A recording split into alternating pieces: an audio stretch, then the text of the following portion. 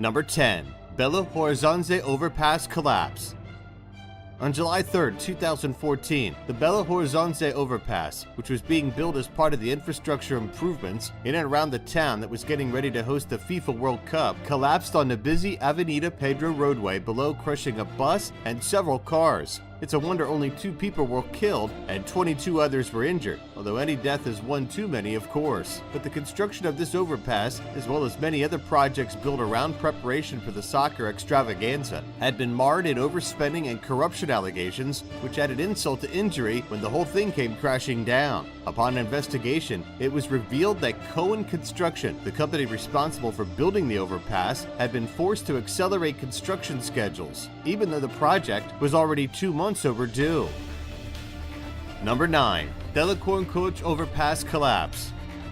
On September 30th, 2006, in the Val, Quebec, Canada, the third biggest city in the province, the Concorde Overpass collapsed onto Highway 19, crushing 2 vehicles, killing 5 people, and seriously injuring 6 others who were said to have fallen from the overpass while working on repairs. What actually happened is that the center section of the overpass's south lane, 65 feet of armored concrete, broke off. It was later revealed that faulty engineering plans, cheaper materials, and corrupt entrepreneurs had been behind the catastrophe. The highway below was closed for 4 months, and the government was under fire for months. A public inquiry was launched, and all similar overpasses were promptly inspected. By the way, this mess happened on a Saturday at 12:30 in the afternoon, which according to many explains why there weren't more casualties. Had this accident happened during the morning or evening rush hour during a weekday, many more people could have been killed or injured.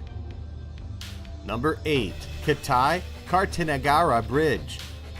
In Indonesia, on November 26, 2011, only 10 years after its completion, the Kutai Kartanegara Bridge, also known as the Mahakam II Bridge, collapsed into the Mahakam River, killing at least 20 people and injuring 40 more. The 2,329-foot bridge, which included an 886-foot suspension section, was built to look like the emblematic Golden Gate Bridge in San Francisco, California, and was the longest suspension bridge in Indonesia. Unfortunately for Indonesians who connected between Tingaran and Samarinda on that fatal day, it clearly wasn't built with the same care and meticulousness as the Golden Gate.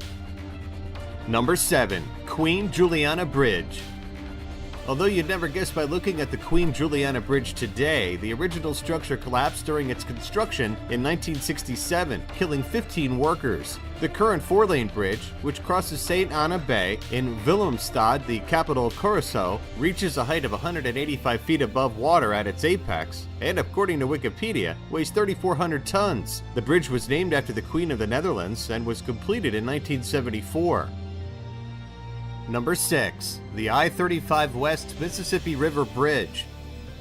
Officially known as the 9340 Bridge, the I-35 West Mississippi River Bridge was what is known as a steel truss arch bridge. It was 8 lanes wide and spanned the St. Anthony Falls, part of the Mississippi River in Minneapolis, Minnesota in the United States. The bridge was Minneapolis's 3rd busiest, accommodating 140,000 vehicles a day. On August 1, 2007, during the evening rush hour, the bridge collapsed, killing 13 people and injuring 145. The National Transportation Safety Board investigated the horrifying tragedy and determined that a design flaw was likely responsible. Only a few days after the disaster, the Minnesota Department of Transportation started plans on a replacement bridge, the St. Anthony Falls Bridge, which opened promptly just over a year later. Then on November 13, 2008, the NTSB confirmed thinner gusset plates at 0.5 inches were partly responsible. Contributing to that error was the fact that 2 inches of concrete were added to the road surface over the years, which increased the static load by 20%.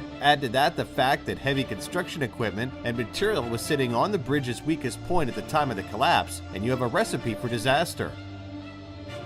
Number 5. Ironworkers Memorial Bridge.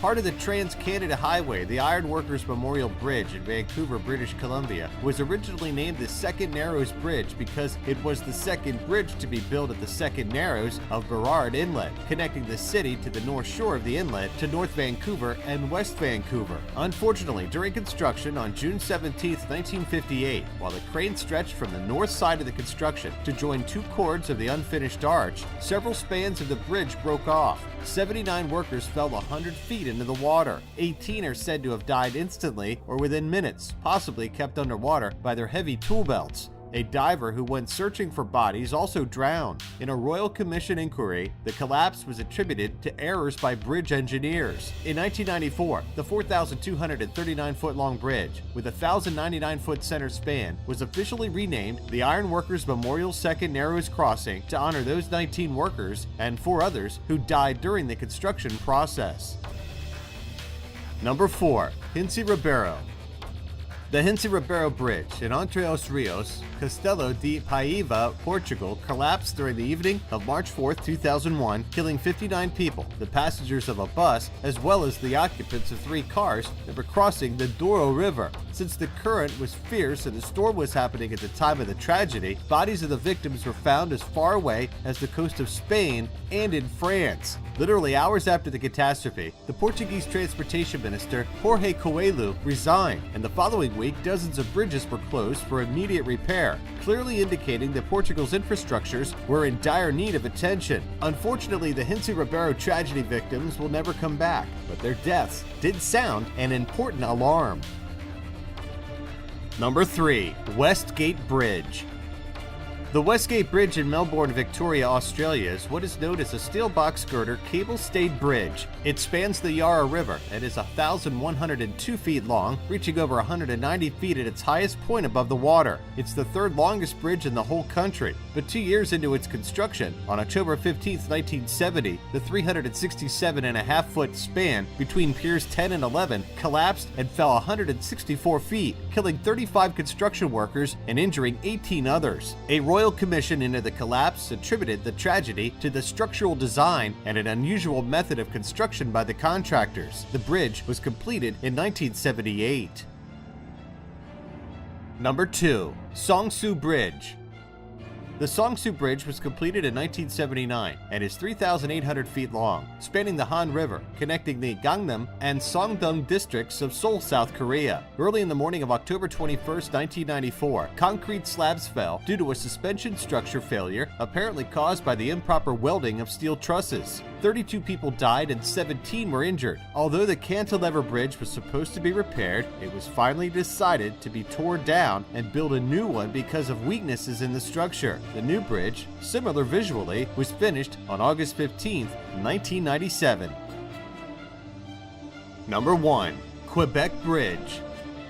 The massive Québec Bridge is the longest cantilever bridge in the world and stretches 1,800 feet between its main piers. It cost 22 million Canadian dollars, built back in 1917, but was marred by tragedy during its lengthy construction. The bridge's history dates back to 1887, when many Quebec City entrepreneurs felt they needed a bridge spanning the St. Lawrence River near the capital city of the province. It took until 1900 before money from all levels of government became available, and Phoenix Bridge Company of Phoenixville, Pennsylvania in the United States was contracted to build the bridge. Long story short, even though the designers and engineers noticed some issues during construction, they chose to go forward with construction, and on August 29, 1907 at 5:37 in the afternoon, around the same time the powers that be at the Phoenix Bridge Company were holding an emergency meeting about those structural issues, the bridge suddenly collapsed. Within about 15 seconds, the whole south anchor arm, the cantilever arm, and the partially completed suspended span fell 150 feet into the St. Lawrence River. At least 75 of the 86 workmen on the site died. Only 16 bodies were recovered from the twisted wreckage at the bottom of the river. The dead included 33 Native American Indians from the Kanawaki Reservation near Montreal, close to where the Honoré-Mercier Bridge now crosses the St. Lawrence River. That bridge was also built with the help of Native American workers. The Quebec City Bridge collapse was Canada's worst bridge disaster in history.